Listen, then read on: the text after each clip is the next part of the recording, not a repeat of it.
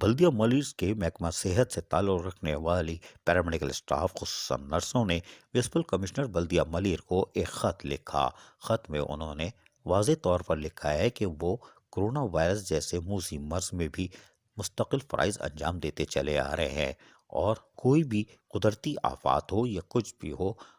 Paramedical staff ہراول دستے کا کام کرتا ہے، لیکن ہماری نہ تو پروموشن ہوتی ہے اور نہ کوئی تعریفی اسناد دی جاتی ہے، اور نتیجہ یہ ہوتا ہے کہ وہ ریٹائرمنٹ تک آ جاتے ہیں، جبکہ رسک الاؤنس کے لیے بھی حکومت کی طرف سے نوٹیفیکیشن جاری ہوتے ہیں اور ہمیں کہا جاتا ہے کہ ملے گا، لیکن وہ بھی ہمیں نہیں ملتا،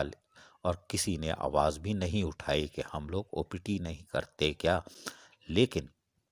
انہوں نے اپنی درخواست میں واضح طور پر کہا کہ ہمارے رسک الاؤنس جو کہ 4 دسمبر 2020 کو سیکٹریٹ سے آئے ہیں، اس بات کو دبایا جا رہا ہے، یہ ہمارا حق ہے، ہمیں ادا کیا جائے۔ واضح رہے کہ